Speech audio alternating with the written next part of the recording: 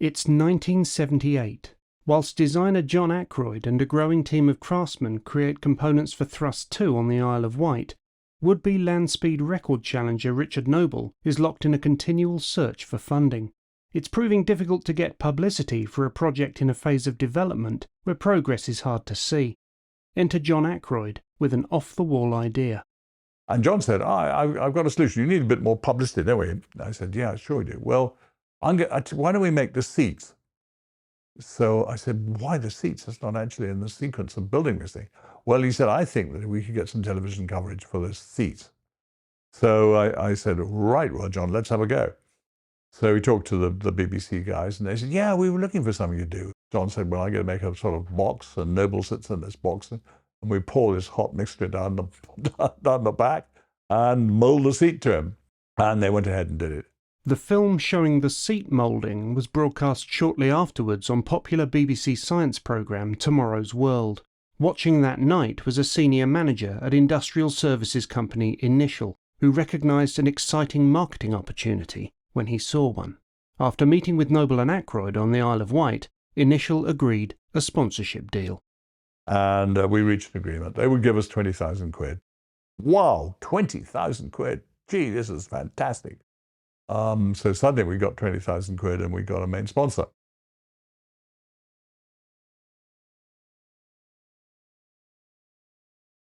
In seeking sponsors, Richard Noble had also been courting British Airways, arguing that backing a project to create the world's fastest car would be a good match for an airline that flew the world's fastest passenger aircraft, Concorde. BA's marketing team were keen, but there was a fundamental problem. BA did not have a marketing budget with which to fund Thrust 2. Finding a solution would require some creative thinking. So let's start thinking, what have you got that we can convert into money? And there was a silence, and then they said, Montreal Agreement. I said, what's that? Well, the Montreal Agreement, basically, amongst the airlines, is it enables us, British Airways, to refund used tickets. So you can imagine the situation. From time to time, we get a disgruntled passenger, something goes wrong, and we've got the rights to refund the ticket. So we can refund these tickets. I said, brilliant, absolutely brilliant. I mean, is there going to be a limit to this? And they said, no, you. So I said, all I've got to do is supply large quantities of tickets and you turn them into cash. Absolutely. So this was fantastic. I mean, it's an unbelievable situation, because if you can imagine what's actually happening, the project's getting more and more expensive, and you've got to keep it going. Somehow you've got to keep it going, and money keeps it going. That's the crucial thing. And, and we've got to have a system. So I worked for GKN. I was traveling all over the world doing things for them. And they'd also got an international division called GKN International. So I went to see all my friends there and said, look, guys, you've got to help me. You've really got to help me. You're always traveling, all the time, everywhere. Basically, I want you to travel British Airways and to send me the tickets. And they said, Richard, I just don't believe this. This is a scam. I said, it's not a scam. Here's a letter. Fantastic. Right, let's do it. So they got going, and they all started traveling British Airways. And before long, I was getting huge quantities of tickets. And I was just simply sending them down to Cromwell Road, and back came a check. It was fantastic business. And it got bigger and bigger. And then the word got around, and there were other companies suddenly appeared on the scene. Said, look, we'd like to join in and send all our passengers, all our travellers, British Airways. I thought, Christ, it's getting out of control. It's an amazing way of generating cash. The ingenious funding arrangement with British Airways contributed massively to the funding and progress of Project Thrust in its early stages. However, a change of BA's marketing strategy a year later would see them leave the project, opting to sponsor classical orchestras instead. Fueled by sponsorship deals and those used airline tickets, the project began to accelerate in every respect.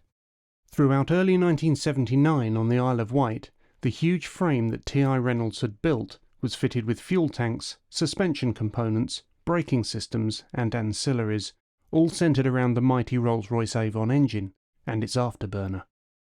Being a British vehicle, Thrust 2 was right-hand drive, with a second cockpit on the opposite side capable of carrying occasional passengers or video equipment. Both cockpits were contained in a cage arrangement within the space frame, panelled with a sandwich of aluminium stainless steel, and mineral wool.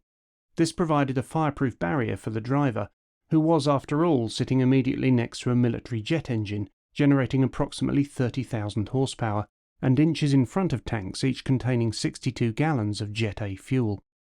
Thrust 2's cockpit was deliberately minimalist. A steering wheel with parachute buttons was mounted on a collapsible column, with instruments for engine RPM, speed, and jet pipe temperature on top of the dashboard.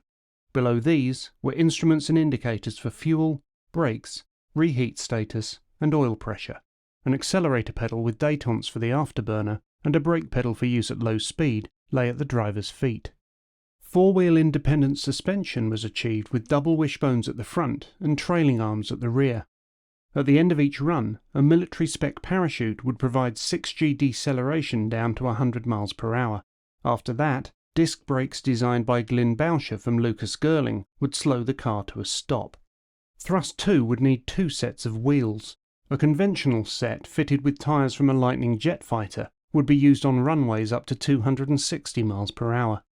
The set intended for the record attempts would be solid aluminium, as tyres would not stay on the rims at the speed required for a new record. As conceived by John Ackroyd, Thrust 2 stood 27 feet 4 inches long, 8 feet 4 inches wide and 4 feet 3 inches high, and weighed 4 tons. On paper, it would reach 650 miles per hour over a distance of 7 miles, in just under 1 minute. However, those speed and acceleration figures were all far in the future. With the jet engine and most of the internal components fitted, by June 1979 Thrust 2 was ready to be rolled out of the workshop and head to the British mainland. The jet car was still missing most of its body panels, but Ackroyd felt it was important that the team learn to run the car before things progressed any further. For 3 years, Richard Noble had fought his way through a mass of reluctant sponsors and non-believers to get this far. Now it was time for him to show he could actually drive John Ackroyd's creation. By early summer 1980, the team were at RAF Coningsby to test the Avon 210 engine at full reheat. Despite having sat dormant for several years, the ex-Lightning engine fired up beautifully, and Thrust 2 finally came to life. In the latter half of 1980, the team began demonstration runs at air shows. Crowds were treated to the spectacle of Noble holding the car on the brakes whilst running the engine up to maximum dry power. Then with the jet shrieking, he would light the reheat and release the brakes. Thrust 2 would leap forwards, accelerating to 100 miles per hour in 2.5 seconds. 3 seconds later, it would be somewhere down the runway travelling at 200 miles per hour, and Noble would shut down, fire the chute, and roll to a stop. The power of the skeletal jet car was impossible to ignore. On one run, John Ackroyd hitched a ride in the second cockpit to experience his creation firsthand. Noble and his team were confident they could easily exceed the British record of 191.64 miles per hour, making Thrust 2 a credible record breaker. Speed would not be an issue, but stopping the car might be. Even one of Britain's longest runways at Greenham Common Air Base would barely provide enough space to accelerate the 4-ton car, run through a measured mile, and then stop before the tarmac ran out. At Greenham Common there was extra jeopardy, as a quarry lay immediately outside the perimeter at one end of the 10,000-foot runway. The car would need to run both ways to take the record.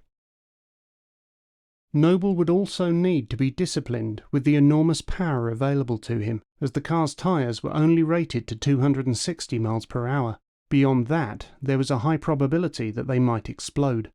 Thrust 2 would need to be driven fast, with a high degree of precision. Over 2 days in late September 1980, Richard Noble and Thrust 2 claimed 6 new British speed records, timed over various distances, including the all-important flying mile at 248.87 miles per hour. Noble consistently stopped the car within 12 feet of the runway's end. By early 1981, with the British record in their pocket, Project Thrust was advancing with some swagger in its step. Confidence was high. They would take the car to the latter-day home of the world land speed record, Bonneville. With 11 miles of clear lake bed, Thrust 2 should beat the current 622 miles per hour record, averaged over a mile, by the required 1%. Just. Historically, challengers for the record have rarely run as fast as anticipated by their designers. Ackroyd had calculated that Thrust 2 should have a maximum peak speed of 650 miles per hour as it left the measured mile. He would need more wind tunnel data before he could be confident that the car originally intended as a mere demonstrator could deliver the record. Richard Noble was also seeking some assurance that the car would have the performance needed to break the world record. He reflected on advice he once received from Donald Campbell's chief mechanic, Leo Villa. And Leo said, just remember this, you've never got enough power. The engineers will always work this thing out very delicately, and they'll say you need so much power, you're going to get so much drag, and one must equal the other. But no, you want more power. And the RAF have been through this with the Lightning, and they've upgraded now to the Lightning F6. And the F6 had the Avon 302 engine, which had 17 compressor sections. And this gave them a lot more power, so that's what we've got to have. Noble's decision to change the engine to an Avon 302 was not popular with the team on the Isle of Wight. The 302 may have been a derivative of the Avon 210, but there were enough differences between the two units to keep Thrust 2's engineers busy, modifying the layout of components in the car and fitting an air start unit to the new engine. Meanwhile, a model of the car had undergone transonic testing in the wind tunnel. Shortly afterwards came a phone call from John Ackroyd. Richard, I've had this amazing conversation. John would always talk like this amazing conversation, he said. So I said, fine, John, what, tell me what's happened. He said, well, it's the wind tunnel people at Weybridge. They were very, very negative when we took the model there. They liked the model, beautifully made and everything else. But they were very, very negative. They said, it's just not going to work. However, they had said that they would do it. And so rather grudgingly, they put in the transonic tunnel. And they came back to John and said, look, John, we really just can't explain this. We really can't. But this thing's actually very good. It shouldn't be. It really shouldn't be. But yeah, our figures show it should do 650 miles an hour. And John said, do you realize we've got a record breaker? And I said, my God, that's fantastic. Let's get on with it. With its now familiar shape complete and a new, more powerful engine installed, Thrust 2 was flown to Bonneville in September 1981. And then we were on the hallowed Bonneville salt flats. It was fantastic. But of course, we were in for a horrible experience, a really, truly horrible experience. And the fundamental thing was that the wheels didn't work. So if you can imagine, there am I. I'm confident. We've got the British land speed record. We're used to banging this thing up to 260 miles an hour, banging out the parachute, etc. And now we're just going to go a bit faster. And so I'm being towed out to one end of the Bonneville salt flats to make that first run. And the steering doesn't appear to work. It's just as if the steering isn't even connected. And so we get to the far end. And I said, John, John, we have enormous problems here. We really do. The steering just does not work. So John was saying, well, it's perfectly all right, Richard. We've designed it. We know it's going to work. We've done all the sums on it. It's going to be fine. So I got going off the line, and I got up to about, 75 or 80 miles an hour, and the car just went sideways. I thought, oh, Christ, how the hell are we going to do this? So we go back again, and we get another run at 175 miles an hour, and the car drifts straight off into the desert. So I go 2 miles into the desert off the track, realizing we've got a serious problem here. We can't do this.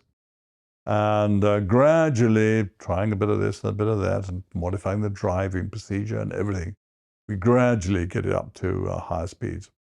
It's quite a frightening experience, actually, because the car goes like this all the time, laterally, and you don't know. You know that if it goes too far that way, the wind, the oncoming airflow will just turn it sideways, and the air goes over the top, and it flies upwards. That's the accident. And how far can you go? How far can you let it go? We don't know. So anyhow, we get a bit better, and we get into 200s, and then we get the 300s, and then I take John for a 400-mile-an-hour run. And we're not using the afterburner. I'm worried about the afterburner. I'm worried that this is going to destabilize the whole car, and we better see how far we can get without the afterburner. And then we're trying a turnaround. The first time we're trying a turnaround, because the turnaround means that you've got to turn the car around, refuel it, set it back, all within the hour. And this is tough. This is really tough. There's a lot of work to do. And, all the parachutes have to be reloaded and they have to be rearmed. The fuel, it's got to be refueled. Everything's got to be inspected. And it was such a chaotic mess, the whole thing. I was just simply so angry. And so basically this time the afterburner fuse was in. So I banged it into afterburner. And we went straight up to 500 miles an hour. Brilliant. Absolutely fantastic. And the car suddenly was in its element. The whole thing had come together. There am I, zapping down the track at over 500 miles an hour. And we're getting knocked around quite a lot because the track itself is very rutted now because of our wheels. And basically it disconnects the battery. Battery disconnects, the fuel pumps shut down, and suddenly we're out of power. But we averaged 447. And that was terrific. Oh, we can do it. We can do it. We've just got to get this right now. We can do it. And then, of course, it rains that night and the place floods, and that's it. We've got to go home. And then, of course, the fun really starts because we come home and we're a failure. Basically, the media says you're a failure. It didn't achieve it. All this PR and everything else. We gave you the opportunity and you screwed it. But we didn't screw it. We got 500 miles an hour. It was only the peak speed, of course, but nevertheless, 500 is 500. On its return from the US, Thrust 2 needed work. The Bonneville salt had found its way into every corner of the car, and panels were starting to lift where corrosion had started. Back on the Isle of Wight, the jet car was stripped down, rebuilt, and repainted. On June the 16th, 1982, Thrust 2 was again at Greenham Common for shakedown runs, which resulted in John Ackroyd signing the car off. It was finally ready for its return to Bonneville. Noble suggested he make one more run, to which Ackroyd reluctantly agreed. In the passenger seat would be parachute specialist Mike Barrett, who wanted to experience the effects of the chutes firsthand as they slowed the car from 220 miles per hour. With each test run over in seconds, the team used the Jaguar Fire Chase as a marker beside the runway. Noble would accelerate at maximum power until he reached the bright red car, then shut the engine down. And the team said, look, I'm sorry, Richard, but what's actually happened is Jaguar's out of fuel. We can't actually put it there. And so we're going to change it, and we're going to put Mike's Range Rover there, which is a brown color. So I said, fine. And I thought nothing of it. This was stupid. I thought nothing. It's my mistake. The Fire Chase was refueled and placed on standby. John Griffiths was its driver that day. I was sitting in Fire Chase, which is the Jaguar V12 saloon, adapted as a high-speed fire engine, and I was using it as the rapid intervention driver. And we were backed up a few yards on a mid-runway access road. So great, one more nice run. We'll bang up to 200 and something miles an hour, and we're also using ex-military brake chutes, which aren't as good as our high-performance brake chutes. So off we went down the runway, and all's going well. And where the hell's the Jaguar? I can't see the Jaguar. Where's the Jaguar, for Christ's sake? And the Jaguar isn't there, of course, because it's been replaced by the Range Rover, but I'd forgotten that. So I'm past the Range Rover. My brother Andrew's in the Range Rover. He's absolutely horrified. The car's still accelerating hard. We're up to over 300 miles an hour. We watched horrified as Richard fired the chutes, and they instantly shredded. Richard had fired them later and going a lot faster than ever intended. And then it suddenly dawns on me, we've got a crisis on our hands. And we were then into braking. I then tried to shut the engine down. I don't think I succeeded in shutting the engine down. So I think we still had some residual thrust. And we were peaked out at well over 300 miles an hour. I have no idea what speed it was, but it was bloody fast. In the runways coming out fast, there's a huge great hole in the ground at the far end. And we're going to be in huge trouble. So we've got 4,000 feet of skid marks. I remember throwing Fire Chase into gear, screeching round onto the runway and giving chase. And I tell you, it's utterly sickening to see. And while we were still a long way back, and there was thrust hurtling towards the end of the runway, and we watched thrust come off the runway onto the grass and start curving left into light woodland. And it was throwing up an ever-increasing tornado-like plume of grass, earth, stones, and heaven only knows what else. Somehow, miraculously, Richard had managed a trajectory, you could hardly call it steering, through the trees without hitting them. And somehow I managed to get it stopped. And Mike's out, he's okay. I'm out, I'm okay, but the front of the car smashed in, and of course all the debris has gone through the engine. And there, literally, sort of 2 or 3 hours before, John had signed off to go to America, and I'd wrecked it. God, what a moment. Richard, all of us really were silent, just devastated by the mess. Oh my God, the complete loss of confidence and faith and everything went out the window. And all the sponsorship side of it went out the window as well. Because obviously I got to get another engine from somewhere, and we tried to get another engine, and Rolls-Royce said they wanted 80,000 quid to rebuild our engine, and then somebody else had a suitable engine, but no, they wanted so much money, and the goodwill had gone. We'd just killed it. It was just as if we'd had the chance and we'd blown it. Coming up in the final part of the Thrust 2 story, Rolls-Royce perform a miracle. Thrust 2 finds its natural home.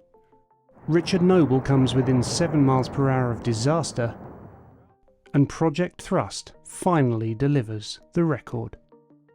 See you next time. The first year was up, and this was the time where we got to renegotiate. This guy was obviously a mighty power, and it was a big power office. And I was amazed. I walked in, looked around, and there's pictures of this guy shaking hands with famous conductors, classical music conductors. There wasn't a picture or a model of an airplane in sight. And so he sat me down and he said, right, well, that's the end of this. And so I said, well, I'm very sorry about that. Why is that? Well, as you know, we did a year on it, and I said, it's been very successful. You've done jolly well. We've moved all these thousands of people through the air. Anyhow, he said, I'm cancelling.